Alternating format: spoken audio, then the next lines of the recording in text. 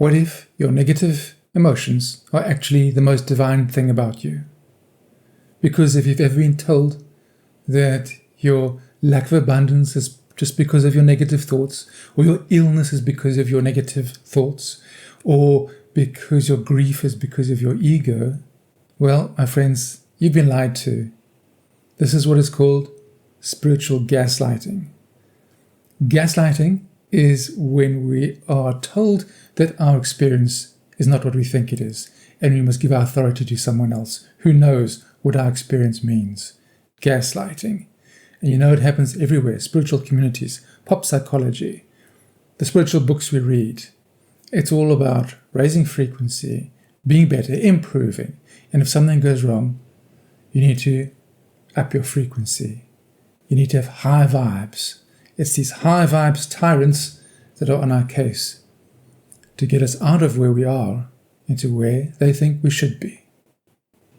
And if that's not bad enough in itself, now we don't even need those people to police us because we police ourselves and we gaslight ourselves. It's so ingrained, the belief that we may not feel our darker emotions, that it's very hard to uncover it and find our truth.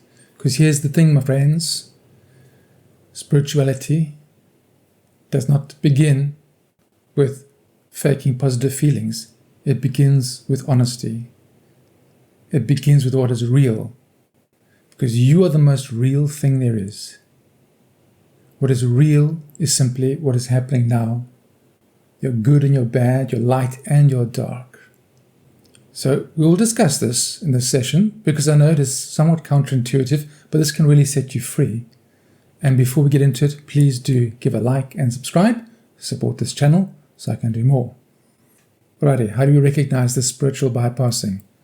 Also known as spiritual gaslighting. Okay, if you've ever been told to just get over it, instead of being allowed time to feel, you'll know what it is. You need to feel it. If you've been told you attracted this is weaponizing your good nature against you. Because maybe you didn't attract it. It's just what is. Here's another one. Just shift your energy before you've had time to feel it once again. These are all ways we are gaslit. Sometimes, yes, you can shift your energy. It's quite easy. Quite often, in fact. But there are times when you can't. That means you want to feel it. You've got to go into it. So now, why do I really say that this is your most divine aspect, your negative emotions? Because it's what is real. And because you cannot fake it. You can fake other things, but when you're in grief, that's real. Grief breaks you open. Even your anger can break you open because you're not in control of it.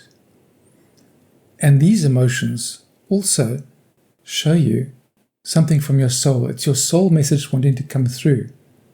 Your grief shows you about what you love. Your anger shows you your boundaries. Yes, in spirit maybe we don't have boundaries, but here we do. And here the game is to pitch up to your boundaries, to support them. Because why? When you support your boundary, you pitch up with your feisty, strong energy, and you enact a part of you, the God part of you that is strong, that stands up for itself. You can't pretend once again, oh, I don't have an ego, and therefore everybody can walk over me. Big trap for spiritual people. I'll be nice. There's another one. You've got to be nice. Spiritual gaslighting. You don't have to be nice. Sometimes you've got to defend a boundary because your boundary is a no, but every no is a yes to something else. So you've got to say yes to your inner yes. And that might mean saying no to something in the world, to somebody close to you. Stand to your boundaries. In this world of performative spirituality, your true emotions are the most real thing about you. Think of Instagram, TikTok, all these things. Performative. Yoga poses, just the right tights, just drinking just the right things, being vegan, all the stuff. Spiritual performance. It actually means very little. The curated lives of influencers makes it harder and harder to actually live a genuine life. So my friends, it can feel quite scary to go into and relax into the idea that My negativity is okay. It just wants to be felt. And then it releases. So if you're feeling anger, grief, all of these emotions that come up, what you do is you sit with it. Instead of trying to fight against it. Because when you fight against it, you make the person, the identity of someone who must fight against it. So now we're in deep duality. So I'm pointing to something here that is a more non-dual practice. You let go of the resistance to this feeling. And you sink into it. And you allow it to settle. And you just feel it through. Because you're being broken open then. You're being broken. The people who live the curated lives are not broken open. They think they know the answers, but they don't know the answers. They think they do, but they don't. Wisdom comes through that being broken open. Knowing that you're not in control. God is in control. Or you're being lived. You're being breathed. You're being lived through. So the harder emotions start where you start becoming real with yourself about what is most important. When you feel them, it settles. And then, my friends, you're left to something beautiful. Because the space around that grief, the space around the pain, and the frustration, and the resistance. You must even allow your resistance, by the way. I don't want to feel this pain. That's resistance. It's fine. Feel it. Don't let anybody tell you that your resistance is wrong. The moment you know I'm resisting, you've stepped into observer, it's fine. Now you take that into your process. I'm just going to witness my resistance and my original pain. They will eventually settle. And then you're left with what is witnessing them all. The quiet, silent, still witness. And that is the causeless joy, peace, and bliss of your nature. You do not get that when you struggle with yourself to feel positive and when you can't. This is very important because very few people teach this. They'll teach you to breathe, to visualize. These are good techniques, but they're not for all circumstances. When you go the other way and have the courage to let your grief, pain, frustration be felt and say to yourself, it is safe, I'm just going to feel it, I'm going to sit here, I'm going to let this boil up. It's an alchemical process, I'm just boiling all this stuff up.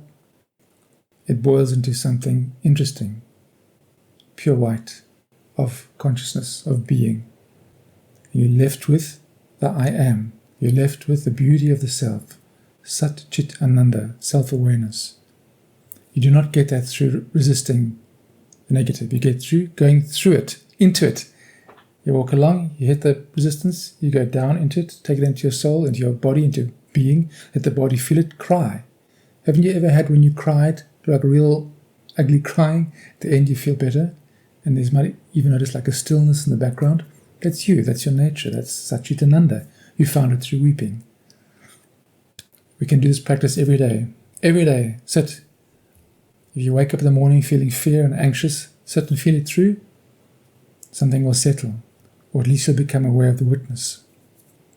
Another beautiful lesson you will learn is that you do not have to get rid of the grief, pain, suffering, for you to be in bliss. When you witness and feel the pain, you notice it's here in the body somewhere, in your energy field, but there's the witnessing awareness. There's just aware of it. The two coexist. This is liberating, guys. You do not. It's not a linear track where you have to get rid of your bad emotions. Your bad emotions, so-called bad, exist within the envelope of your witnessing awareness. Isn't that amazing? You don't find that discovery when you're trying to force positivity. You can't, because you've created a separate self that's forcing another part to shut up, gaslighting you. Okay, is this starting to become a little bit more clear? I know it's quite difficult stuff, actually, to sit with.